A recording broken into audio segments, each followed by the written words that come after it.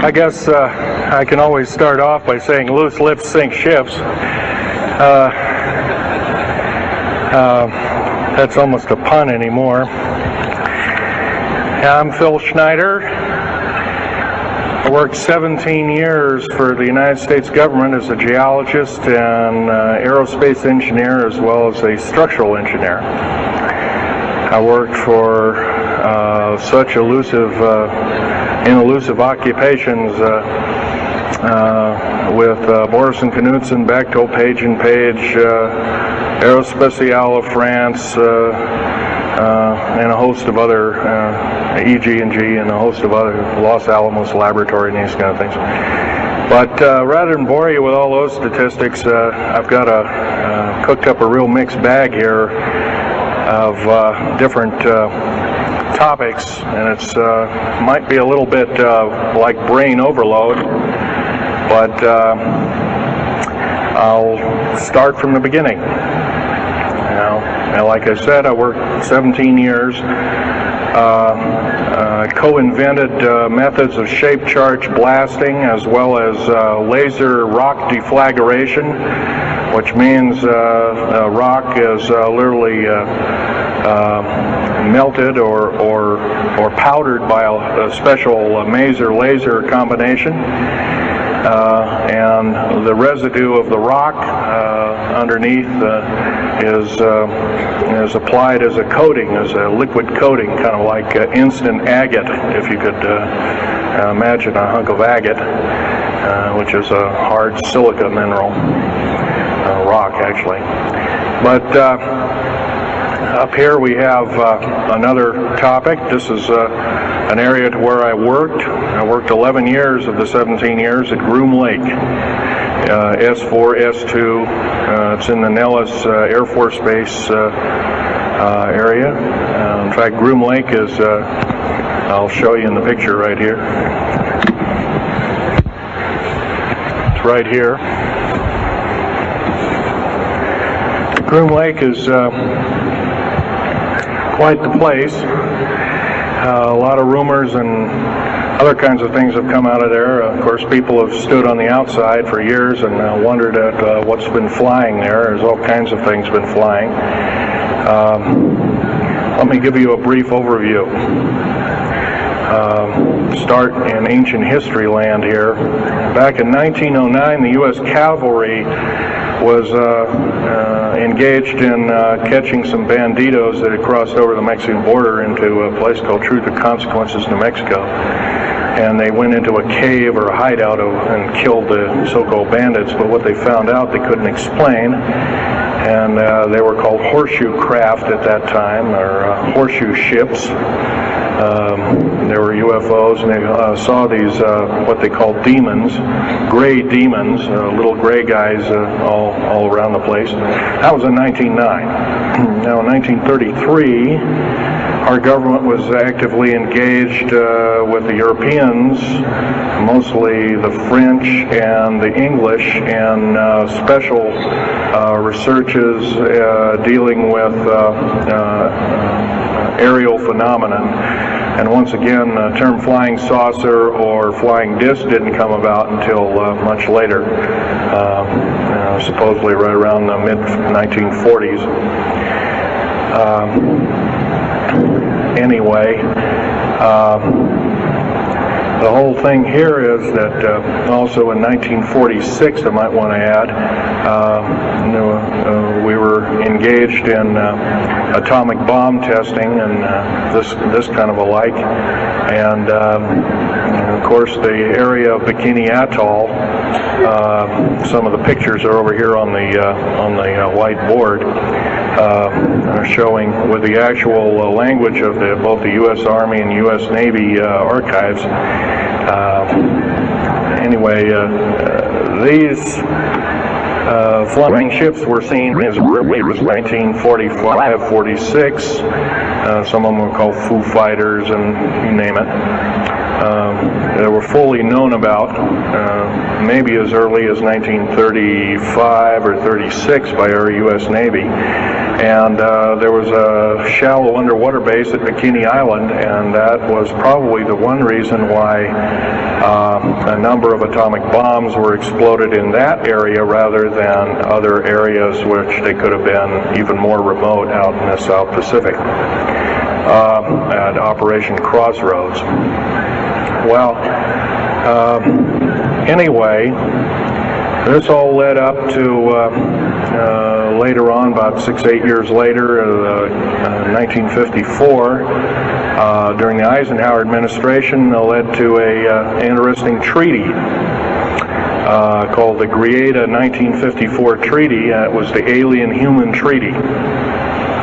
And supposedly the aliens had come in and exchanged technology, and they'd want to take an occasional human being and a few head of cows, and accurate books were supposedly to be kept, and all this kind of stuff. And of course, eventually all that broke down, and aliens are notorious for being liars, even greater liars than so-called, in quote, we humans are. So alien treaties are often just not even the pieces of paper they're written on. They're just really kind of worthless. Anyway, my work as a geologist in building underground military bases, some of which are over 2 miles underground. And I think when you listen to Al tonight, if you have a chance to listen to him, he will speak of, Al's actually been on some of the high-speed monorail subway cars, if you might want to call them, that link these bases together. Some of them are capable of riding on a cushion of air about 3/4 of an inch off a rail at a better part of Mach 2. And he's actually been on one of these trains. I've only been in one of the tunnels and helped build some of the tunnels. Incidentally, I helped work on 13 deep underground military bases. Had hands-on experience. Notorious was the one in and around the Dulce, the southeastern and southwestern sides of Dulce, New Mexico, in the Los Alamos laboratory regions, where we built some hermetically sealed rooms that were very deep, going down over a mile. We also built additions onto Groom Lake and S2 and S4 complexes. There are a total of 9 underground. They're called DUMBs. Like, you can learn a lot from this dummy, but DUMB stands for Deep Underground Military Base, and or a deep underground DUM2, for instance, is a submarine base, and I have built a few of those too, which are off our continental shelves and in certain islands and out in the Atlantic and the Pacific in strategic locations. All this, I can hardly, in an hour's time, I can hardly squeeze all this in, so I'll be kind of rambling here if you just bear with me. The main topic of my discussion here is to link up basically what's going on with these deep underground military bases, what they're being used for, what is the present situation now being employed both by our federal government, which is slowly being phased out by the United Nations government, as well as the New World, end quote, the New World Order, which is an even higher entity, and who these higher entities are taking their orders from, and try and link up basically what's going on. A lot of us have been kept in the dark. We've been given, maybe most recently over here, photographs of an alien at Roswell. I'll just make a very brief statement about that. The photographs cannot stand up to a computer grain analysis test, and therefore are retouched or faked. They're not real. The real one, the real photograph of the charred or dead alien that was, or one of the several that were autopsied, is over here, was given to me by a friend by the name of Skip Fromback of Seattle. And his father worked as one of the principal doctors. He was from Germany at the time, and worked on some of the autopsy material, from what I understand, along with other people. Anyway, you just can't believe everything, and that goes for me. You got to get out there and do your homework. Like I always say, you might don't put your spectacles on, you put your skepticals on when you listen to me. So if we can have a show of hands here, how many people have heard about Roswell, New Mexico? Very good, almost all. And how many people have heard about the black helicopters and the other kinds of flying saucers type equipments out at Groom Lake and other places? Very good. Well, this obviously is a nice enlightened audience. Most of you have probably seen what a black helicopter is, or maybe even gotten rare glimpses of an F-117A black jet, or stealth, as they're often called, or a B-2 bomber, B-1 bomber, or some of these other sophisticated aircraft that are now being touted as the new technology. Once again, where did we get this new technology? Well, obviously we've had a little hand in that. Our little alien so-called buddies, have kind of exchanged things, not without a great cost. The cost of which has been a lot of people have disappeared.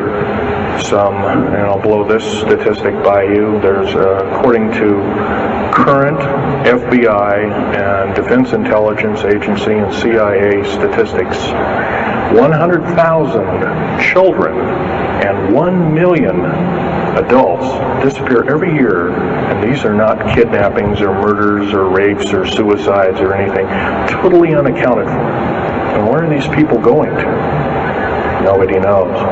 Maybe one of us in this room, or somebody, has encountered such an individual and lost a loved one or a friend or something, and that's unfortunate. My best friend, Ron Lee Rummel, several years ago, got himself murdered because we dared to put out in print, at that time I was still working for the government, and so was he, we dared to put in print the so-called the Strategic Defense Initiative, or Star Wars, as part of the New World Order, and takes its actions. It was originally written as a kind of a spoof or a joke. We had one of these alien greys dressed up and had New World Order insignia on, and of course that wasn't taken very nicely, and my friend got himself murdered. It was called a suicide, but now it's been turned over to special authorities who now acknowledge it was a homicide. Other than that, I'd like to also mention something about my father. My father was a U-boat captain in Hitler's Navy, and he got captured and taken over. I didn't find this out until about 2 weeks before he died on his deathbed. He kind of told everybody in total shock. I was one of them. In fact, I didn't believe him. I thought he was kind of in delirium or something like that. And of course, other things have come up since. And so, anyway, he was captured by the French, turned over to the Third Army, the U.S. Third Army, and then U.S. Third Army turned him over to the Navy. And he was a master machinist. Now, that's not a journeyman. A master means they can take a block of metal and make a gun or a watch or some other fine instrument. And he was a master machinist. He later became an MD doctor and part of the aerospace medicine group of the United States Navy. Was instrumental in helping build the USS Nautilus and its first nuclear-powered predecessor, the Enterprise, the first nuclear-powered aircraft carrier, and other ships like it.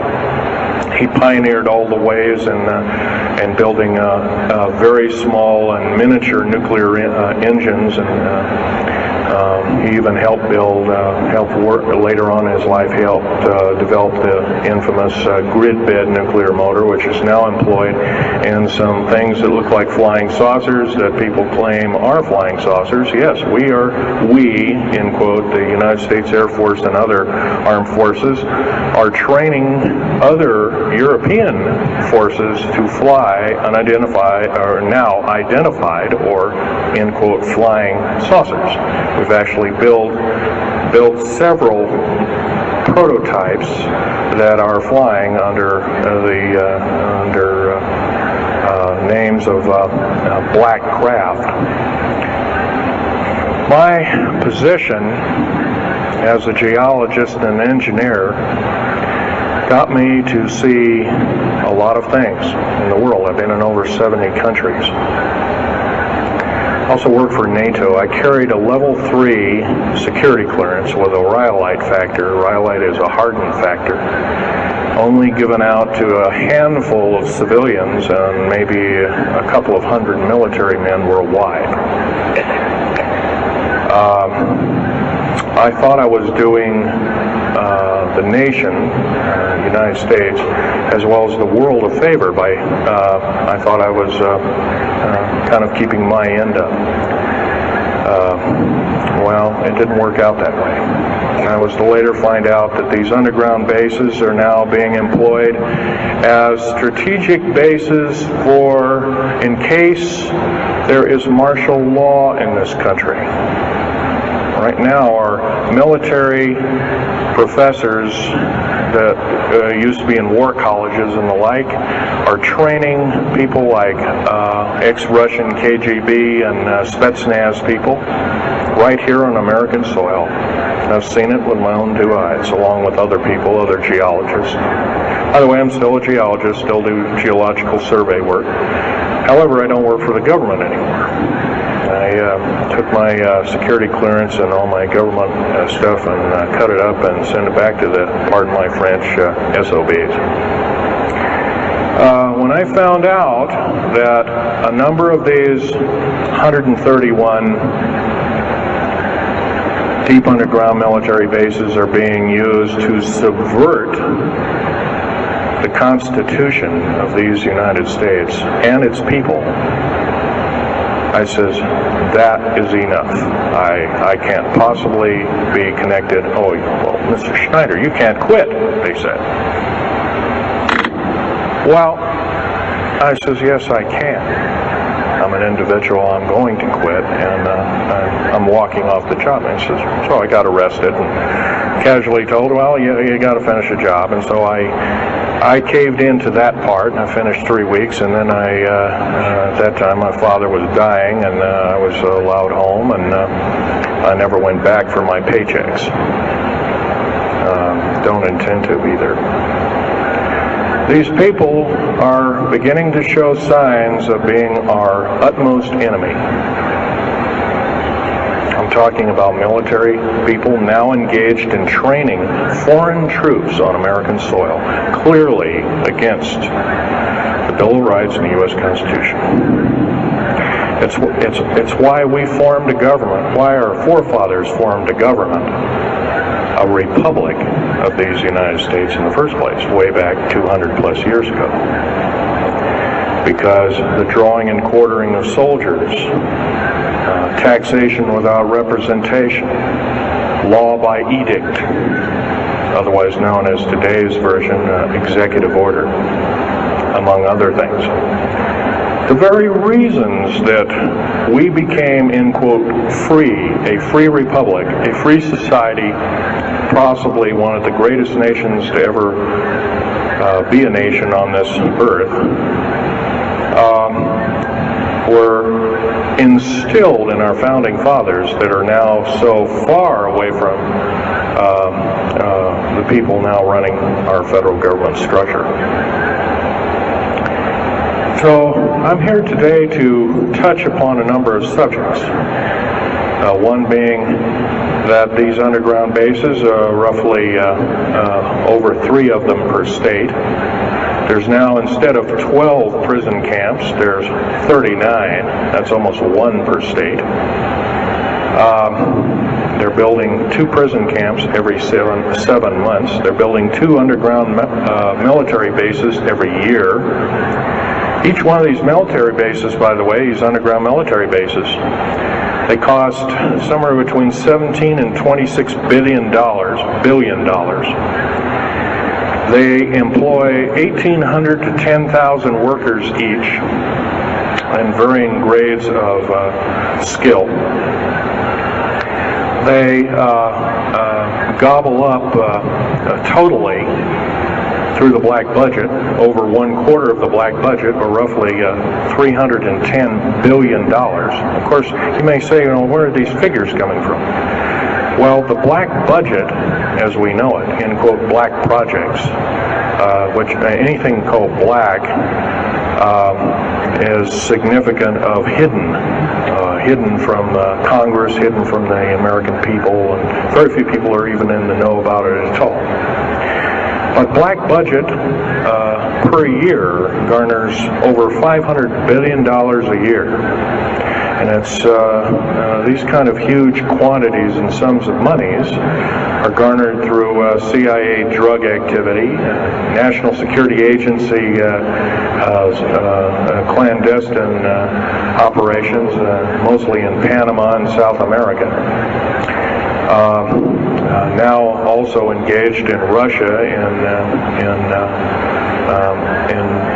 bringing and refining strategic metals. By the way, you might want to ask, where's all these kind of interesting new metals coming from? Over here on the whiteboard we have the new periodic table. It's got 140 elements. Now in our high schools of today, I was in a high school about a week ago, I saw a new periodic table had 105 elements on it. Now somewhere we're not being told the truth. We're being lied to at every turn and every corner. We're considered less than morons. So the government has made itself an entity, an independent taxing body, an entity into itself, and isn't accountable to anybody. Not even the so-called New World Order. They just go ahead and do everything willy-nilly as they please. There's nobody checking. You don't have to worry about this. Occasionally there's a senator who pokes a nose in here and there, and that senator finds out either nicely or not so nicely that you don't do things like that. Now, if we're to gain a grip on our country, if we're to take our country back, we must first ask our public officials if they cannot tell us the truth, and we will impeach them, or they will be impeached, or they'll be tried as traitors. This is pretty stiff language. Already it's slowly beginning to trickle out and to occur to a number of people that this may be the only way out. Also, our founding fathers, George Washington, Patrick Henry, and a few of the other ones, came up and said that you don't want to let the beast out of the box. And they were talking about a runaway government. You don't want to allow your government to become like England at that time. And so they warned us about this very same kind of thing. First of all, the United States is not a democracy. It's not a republic anymore. It should be a republic. That's to the republic for which it stands, one nation under God. Why we can't even pray in the public schools anymore. We have to have a Supreme Court judge or group of them, plus Janet Reno and company, among other things, telling us what to do. Interpret for us as if we cannot read with our own 2 eyes and understand with our mind. this, of course, is bad policy all the way around. And I guess I don't need to blow that by your ears. Okay, on another subject, I have a number of items up here at the table. One of which here is, I can show it, is a heavy hunk of rock indeed. It has a weight of about a little bit more than a pound, 2.5 times the weight of uranium. It's not radioactive, can never be made radioactive. It's composed of earth, rare earth, clays, and powdered metals, as well as an alien element, mostly from crashed, retrieved flying saucers and those of the kind that have happenstance to crash in our deserts and backyards, so to speak. It's called mironite. Now, this is employed in every stealth aircraft, every black jet, throughout the black budget. Also in the very small quantities in the skins of black helicopters. Mironite. Here's another thing. Here's a piece of probably the purest titanium you'll ever hear or see. It's so pure, it's also composed with other alien elements to make it extremely tough. It's capable of withstanding temperatures in excess of 7,000 degrees Fahrenheit. Our new Phoenix-class submarines, of which we're building 2 a month right now. Phoenix-class submarines is a black budget program. Each one of those submarines costing $208 million just for the titanium hull, which is made of this material. Approximately 10,000 pounds of it. Now, we've got, supposedly, as of the data right now, we've got 106 of these submarines. They're plying the waters and the waves. They can dive to a depth of over 7,000 feet and hold that for 3 months. It's a fantastic submarine indeed. It has 11 grid-bed nuclear motors on it, engines that run everything, purify the air. And, by the way, these aren't your usual nuclear motor installation. They're very small. They're probably no bigger than this podium, weighing less than 3,000 pounds, putting out as much as the equivalent of 3 aircraft carriers of the Enterprise class. But these Phoenix-class submarines are getting this metal. Now, where are we getting the metal? It's being stockpiled in a number of strategic locations. Supposedly, I've heard stories, well, it's being mined on the moon, and I have no way of proving that, one way or another. I think we're probably getting it from Russia, or refining it in outer space. What are we shuttling? Basically, a shuttle, a secret shuttle flight. 1 a week now is going up and back. What are they shuttling? Well, obviously, they've got kind of their own little laboratories up there, space station, and all this kind of stuff. Remember, what you're being told is only just a smattering of the truth. It's not the real truth. Maybe it's 5% of the truth. Maybe it's not even that. You can rest assured you're not getting much.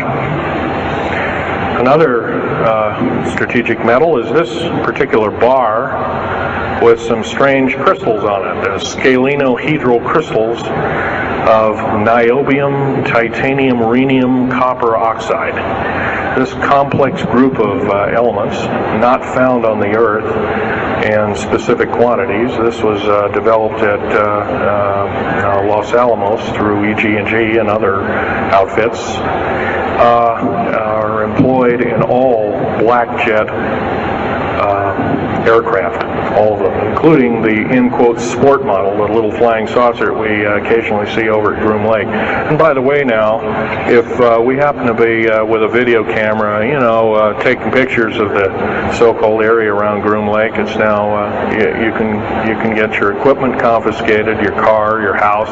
You're considered the same thing as a drug dealer, and you'll go to jail for up to 5 years, and $1 million fine. I personally don't think this is what I'm hearing I just don't think that this kind of punitiveness is what we need in America, and we have to get rid of it, otherwise we're going to die with no America. Here's some other elements. Here's a very light element. It's composed of lithium metal, as well as a alien element, a little heavier than hydrogen, but a little lighter than helium, also employed in this. It's used in secretive methods of propulsion, and it also is in a peculiar scalenohedral crystalline form. And anything scalenohedral, and by the way, a scalene triangle is no side is equal to another side. A scalenohedral metallic crystalline structure is definitely alien element, or alien technology converted over to our own technology. These were given to me about a year ago. They're called alien or aurora drops. It's supposedly the skins of the black jets, some of the ones that are coming in at very high rates of speed. They're still glowing red hot, white hot, and they'll sit out there and cool off, and they're dripping their material off of them. And it's kind of like a rubberized coating.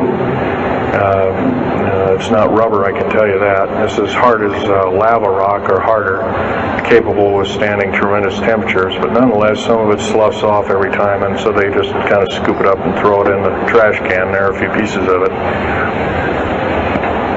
Here's one of the hardest so-called man-made rocks. Once again, it's got a number of alien counterpart. It's got an alien crystalline structure to it, very advanced. It's about 11 times harder than a diamond, about 70 times stronger than a diamond, capable of standing temperatures in excess of 10,000 degrees Fahrenheit. It is employed as very thin coatings or windows, tiny windows, in hypersonic aircraft that exceed Mach 5. Here's an interesting artifact. Right here in this hunk of rock, which by the way was an old 100,000-year-old chipping tool found in Syria,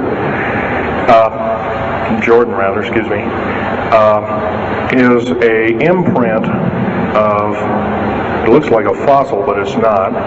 It's an imprint of a small mechanical part with exactly 360 kind of little rotor blades. Well, this rock is 220 million years old. Who was making machines 220 million years ago? Maybe von Däniken was right after all, huh? Here we have an actual piece of agatized fruit, or it's similar to a lime. It's even been pecked by a bird at one time, and that's still there. So it's instantly turned to agate.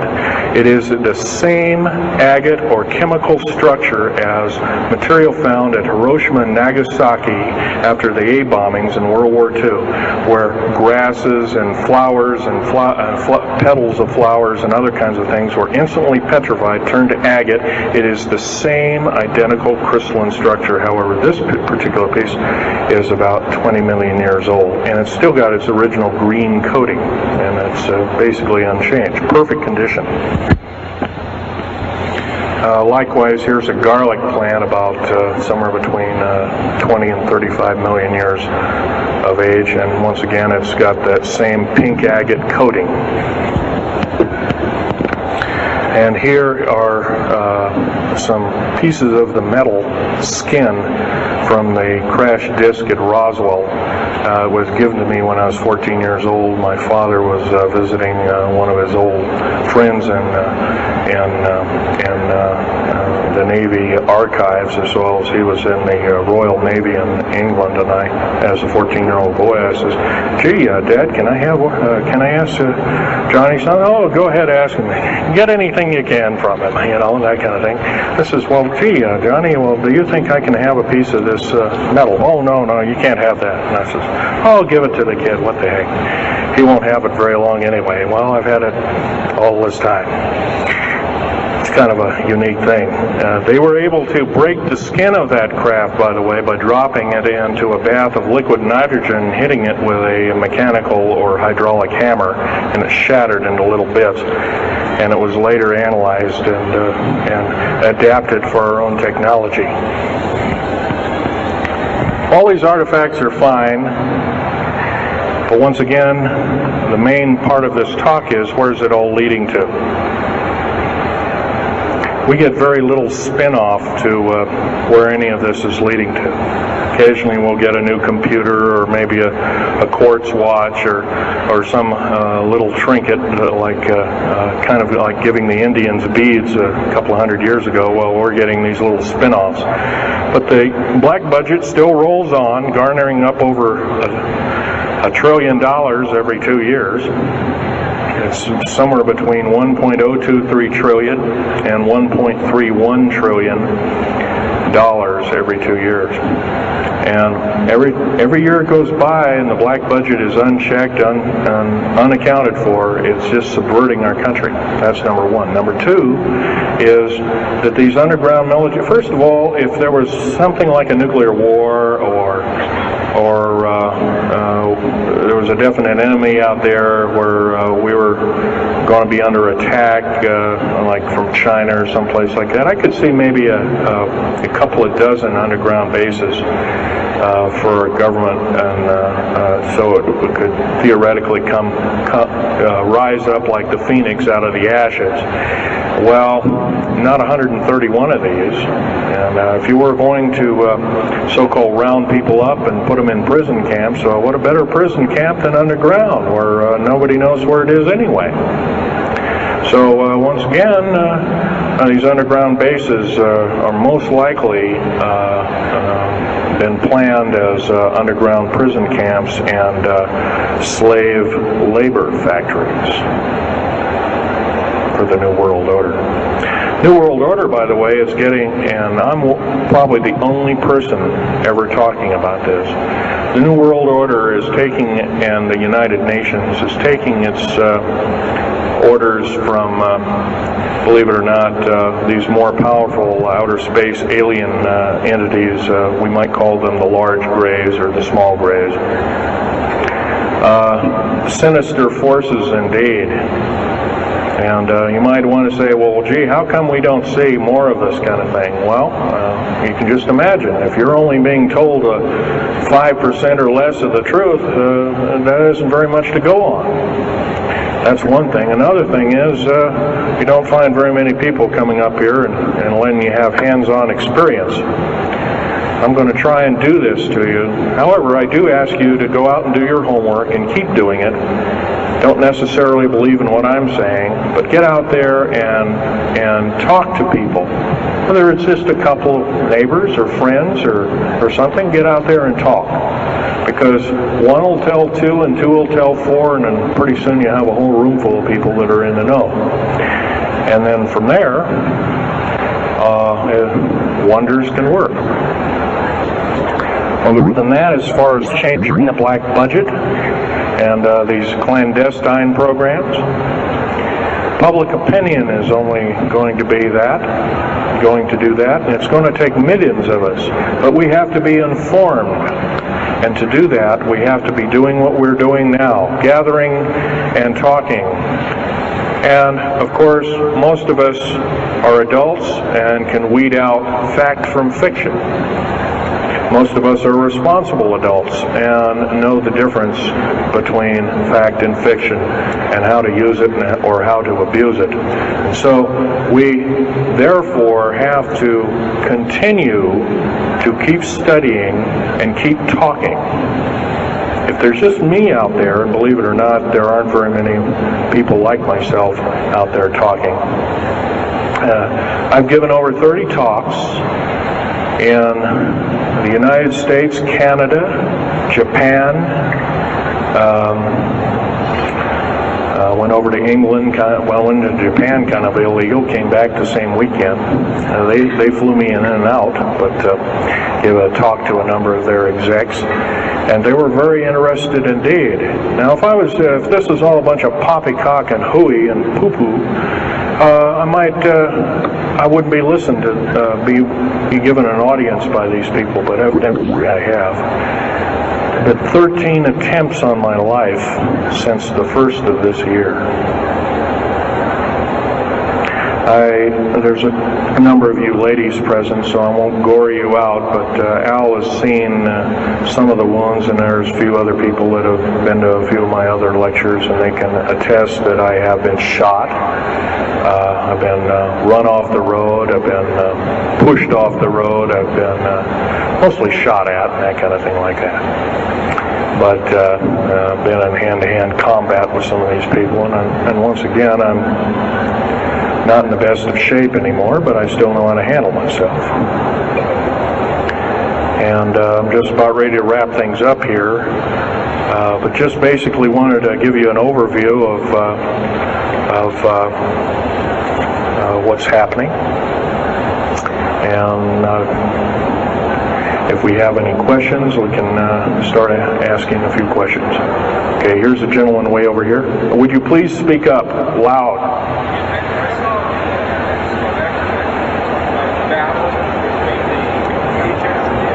Yes, I was involved in in 1979, in August, late August of 1979. I was involved working through Los Alamos Laboratories at Dulce, New Mexico, and what's now known as the Alien-Human War. 66 Secret Service agents, government workers, geologists, and the like. I almost bit the dust. I could have been number 67.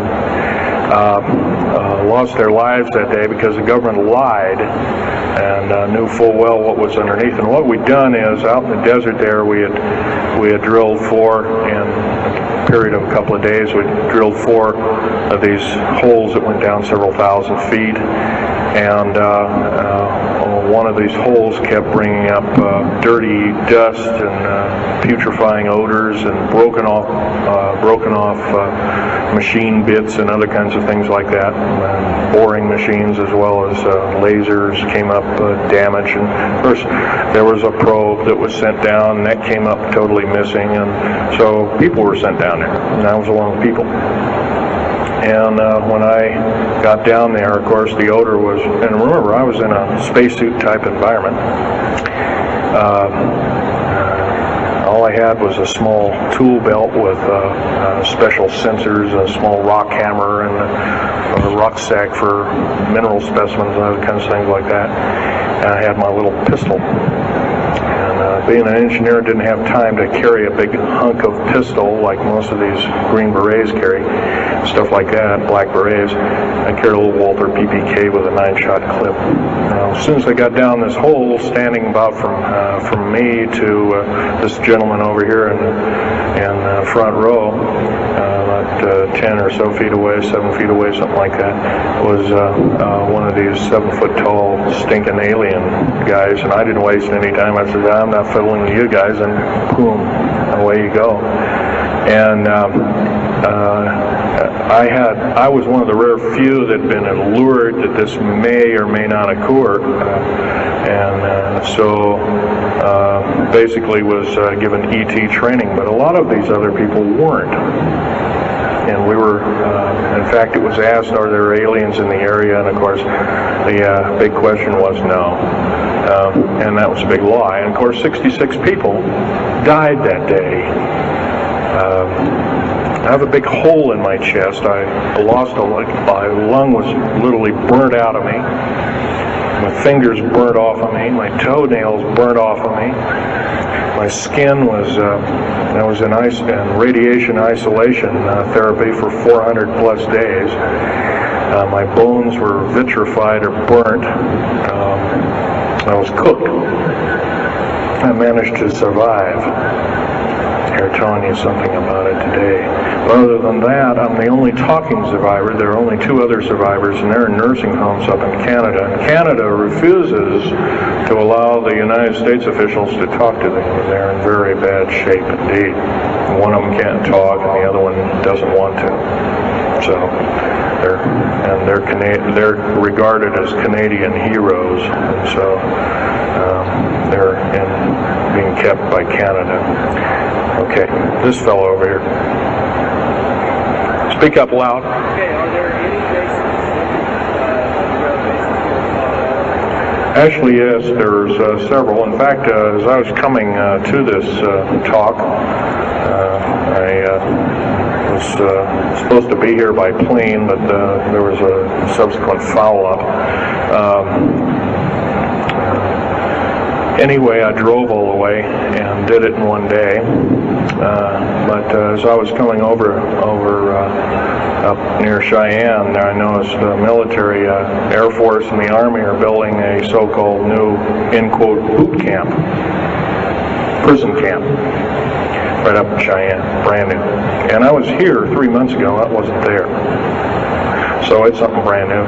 In Colorado, yes, there's about 4 underground bases, one being at Denver International Air Base. I call it Air Base, Spaceport, or whatever you want to call it. Denver International Airport. No wonder your luggage gets lost. There are 8 levels underneath the airport, tarmac there, end quote, tarmac or cement mac. And so those bags could be there for a damn long time. Why, just imagine if this was instantly turned to agate 30 or more million years ago, those bags could very well be the same way. So yeah, there's a number of them. And I wish I had a map with me. In fact, in subsequent talks, I'll have a map, which will be put on the overhead. In fact, my next talk, I plan to have just that. I had planned to bring a map here and had all the latitudes and longitudes of all the bases, and I can't do that. That would be a nice jail sentence for me, so I didn't bring it. So, but other than that, I'll have that all researched for you. Yes, this woman.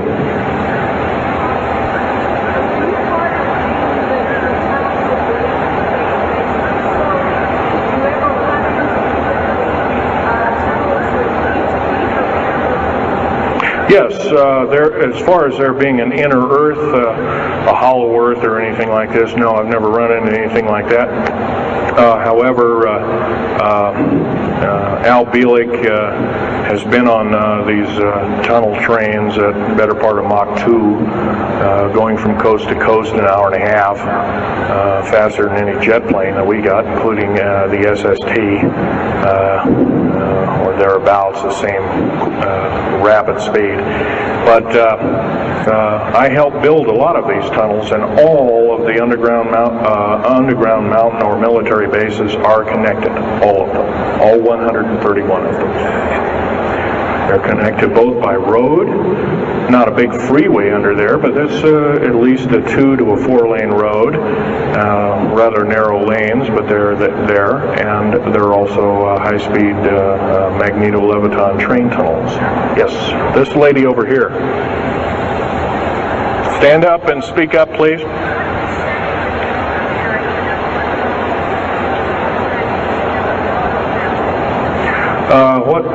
What levels of military personnel know about this? Most of the levels of military know about this, especially the higher levels, higher officer levels. The enlisted, I'm sure, don't, or are basically kept in the dark like we are, end quote, we are. So, yeah. This fellow right here with the hat. Adam? Where are most of these bases located? Well, there's 131 of them in the United States, 127 of them in the lower 48. There's some in Canada, I'm not counting those. Some in northern Mexico, I'm not counting those either. They average about 4¼ cubic miles hollowed out underground, an average depth of 5,700 feet underground. Average cost $17 to $31 billion each. They employ anywhere from 1,800 to 10,000 people. And some very large ones now being built in Sweden, one of which is repudiated to be 30 cubic miles. It will take 5 years to build that one at a cost of about $2 trillion. And that's all being supplied by the United Nations. Yes? Anybody over here? No? This gentleman. Speak up, please. Okay, you want to know exact locations of all these? Well, for where all of your Army, Marine Corps, Navy, and Air Force bases are, they're with all the present, not the ones closed down. By the way, the closed down bases are now being used for gasoline storage and equipment storage and these kind of things. So they're not really closed down yet. Boot camps, end quote, boot camps and all this kind of stuff. So-called prisoner camps and these kind of things. Right now our police, for instance, are being trained by the Air Force and the Army intelligence in martial law research, as they call it. How dare they call that by that name. So where these are, where every one of these strategic bases are now. In Colorado, in around Denver, there's 3 of them, and they're fairly small. Some of these bases are only maybe 2,000 to 3,000 feet in depth. Some of them were built a long time ago, back 35, 40 years ago, and they're only maybe 500 feet, and they're mostly for equipment storage. Denver, and then there's Fort Collins. There's also Colorado Springs area has a number of them. By the way, Colorado Springs is kind of a famous area. Nikola Tesla's laboratories were in Colorado Springs, and need I say more? I'll leave that up to Al Bielek.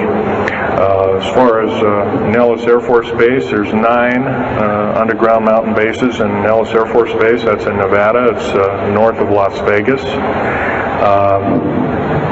There's going to be a UFO show and conference in Mesquite here later on this month, and that's up very close to, end quote, Area 51. That whole area, by the way, the state of Nevada is 81% end quote, managed or owned by the federal government. Land is either restricted or run by the federal government. That's why there's groups rising as we speak, dealing with the problem very vociferously, and senators are now getting involved. So evidently waking up is occurring. Yes, this gentleman over here. Speak up, please.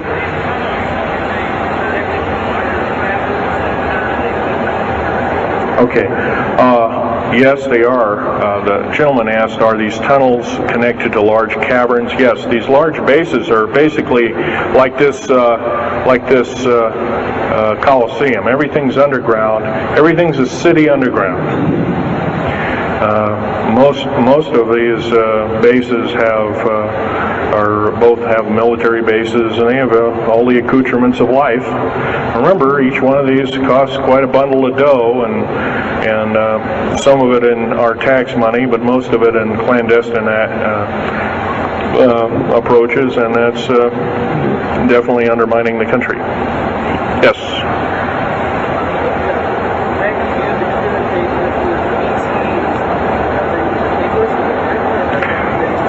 Well, some of them have a difficulty in understanding our language. It's too slow to them. If you've heard whale songs or bird chirpings at high speed, it's about what these aliens sound like audibly to us, so it's a bunch of gibberish. Yes, they've slowly actually broken down. There's 11 prototypes or 11 civilizations of aliens visiting this planet all the time, all of which are known by the U.S. military, 9 of which are not very good indeed. They're pretty bad news. 2 of which are benevolent, but the benevolent ones have supposedly left.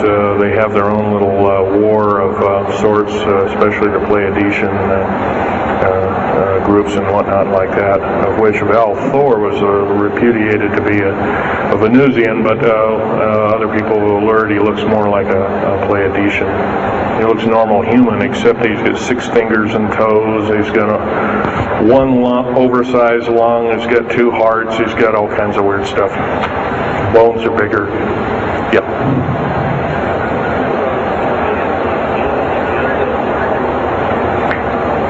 The man asked, do I tie in the alien agenda to the New World Order? Yes, sir, 100%.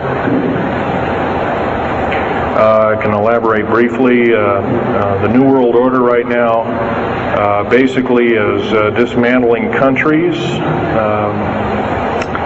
governments, telling governments not to war with each other anymore, basically, so that looks good on the outside.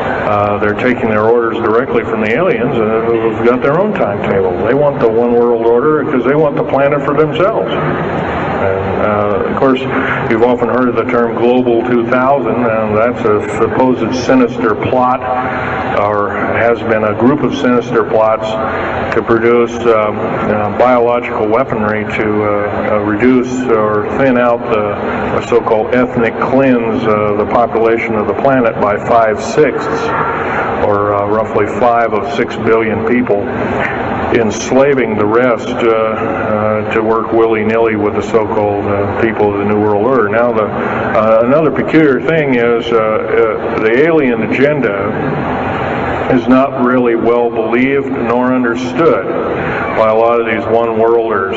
They don't believe it. They think they've been singled out for their own end of glory, and what they don't know is they're just another human being, and according to the negative or bad aliens, they're just another we're considered bags of food to them. They don't eat us like we think of a cannibal eating a hunk of meat, but they use our glandular secretions as part of their food base, their blood and their glandular secretions like adrenal chrome and other kinds of things like this. And in fact, the Atlanta Center for Disease Control has figured out ways that we can combat this and all this kind of thing like that. It might be where these new designer diseases like AIDS and Ebola and hantavirus and all these kinds of things have come up out of nowhere, and these diseases, end quote, almost have a mind of their own. Yes, this lady here.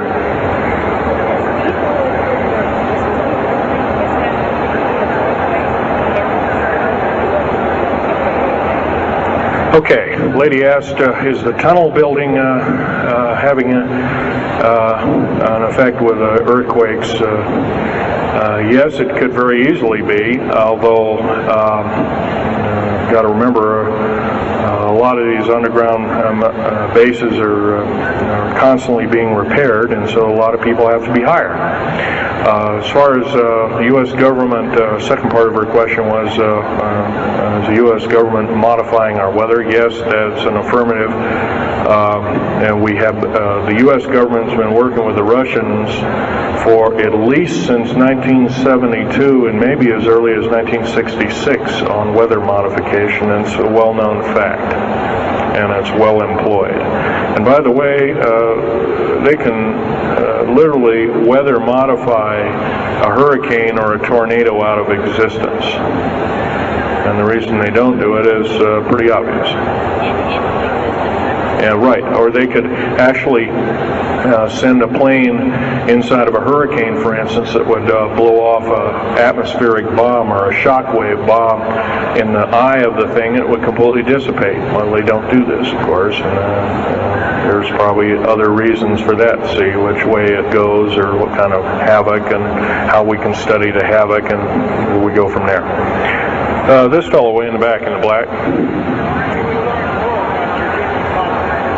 How do we learn more about our general topic? Well, there's this particular fellow, his name is Richard Souder, PhD. He wrote a book recently, Underground Bases and Tunnels, What is the Government Trying to Hide? That is one book.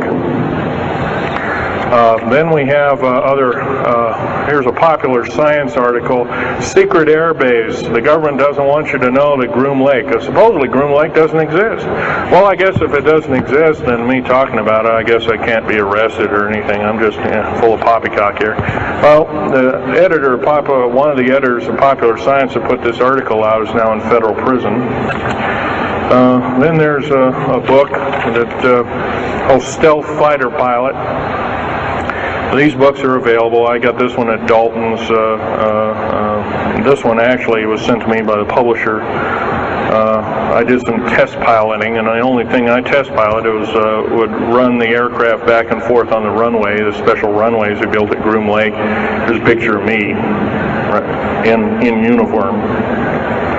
And I can go on. And these publications are out now, and they're available. Yes, this lady over here.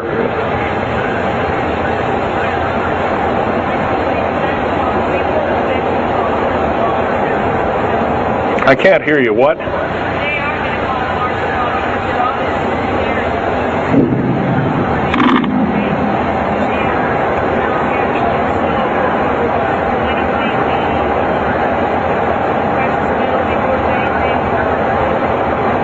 Okay. Okay, that's kind of a mixed bag question there. She asks, with martial law being called, will precious metals and all these kinds of things. First of all, hoarding anything will be outlawed. If you hoard food, have a radio, any way of communicating, stash gasoline, these kind of things, you'll just be rounded up and that'll be the end of it. Martial law is martial law. Martial law is dictatorship of the worst form, or one of the worst forms. And her other part of the question, if I got it right, was when's the alien takeover? Well, the alien takeover right now is, and probably will be for probably the next 20, maybe 30, 40 years, will be basically in the background. The idea is to get the one world beast-like government order in place, and to thin out the population of the planet. And then, of course, then all heck will break loose from then on. And whether it is, I don't often mix Bible and talk, but some people have alerted, well, this is already mentioned in the Bible, blah, blah, blah, and all this kind of stuff. Well, that may be, but all I can tell you is I've been face to face with one of these sinister characters, or a couple of them, saying the least, and most people would, just the shock of them seeing such a thing would cause them to not be in very healthy mode, frame of mind, as physical as well as mental. This man here in the blue coat.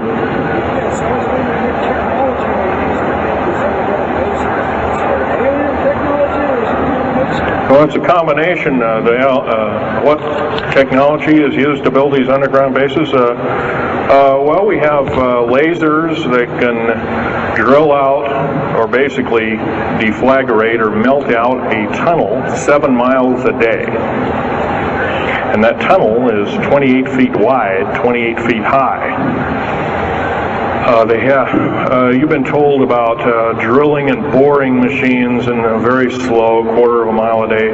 Most of that went out in World War II. Most of that's all World War I or World War II era materials. And once again, you've been badly lied to. I can hardly believe, first of all, I've worked on public engineering projects, and we do better in grinding up road beds and laying them down at the rate of 4 miles a day, and supposedly that doesn't exist. Well, I worked on one, state of Oregon just a few months ago, and we built a tunnel for sewage tunnel and whatnot like that. It wasn't very big. It was about 6 feet across, and I drilled right through solid rock, right to base of under one of the hills in Portland for their new light rail. Did that in 2 days. but it was a small, complex tunnel. It was big enough for a man to crawl through and inspect, and I was one of the people that inspected, so yeah. What technology? A lot of this is alien technology, readapted for our own use, but a lot of it's our own ingenuity too. So you can bet, how can you tell alien technology? Well, anything that's just absolutely outlandish, like taking a oxyacetylene welding torch and trying to cut into this metal and getting nowhere, obviously would be metals research, aircraft research and the like, and different tools and products, which things that are many times the hardness of diamond or known hardened substances like boron.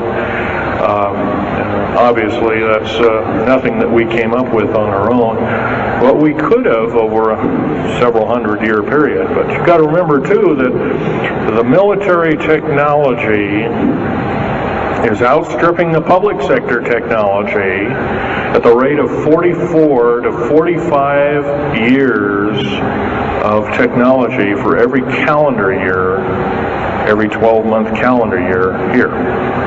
So every year going by this time in 1996, the military technology will be roughly 45 years more advanced than where we are today. So it's quite possible that way back in 1943, the U.S. Navy not only caused the ship to disappear, it literally disappeared and reappeared.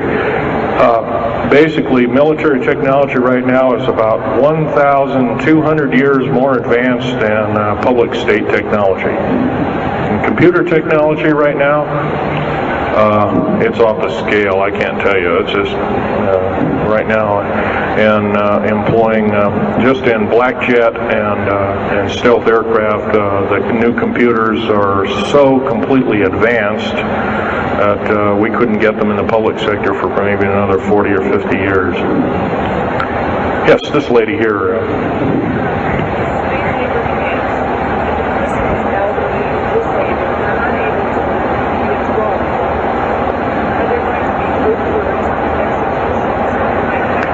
Well, the lady asked with the slave labor camps, the old, the infirm, the handicapped, are they going to be executed, and will there be executions? You can bet your bottom dollar there actually will be these things. I wish I knew more, but I don't. I've had my own agenda to kind of keep up and talk about. But other than that, yes, I would imagine so. If you look at all the 39 prison camps that are presently built, and they're called boot camps, by the way. And of course, these new trains that they have that have 143 shackle placements per train, they're a scary thing indeed. You know what they're called? They're called United Nations Prisoner Transfer Cars. Oh, that's an appropriate name, I guess. Well, we got to wrap it up here. They're telling me it's time. I'll take one more question. This lady over here.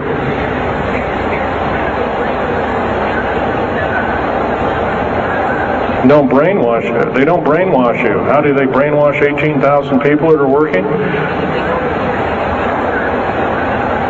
Well, you sign this little piece of paper saying you work, you go to prison for the rest of your days. Or you're not going to be taking home a paycheck of about anywhere from $4,000 to $40,000 per month, depending upon your position. $40,000 a month is a lot of petunias. Okay, well, I got to wrap it up here, folks. So I'll be over in Al Bielik's booth. I think it's over in booth number 125. I can take other questions there and let you take a look at artifacts. And once again, on these artifacts, in a very few minutes, don't handle them, just look at them. Thank you very much.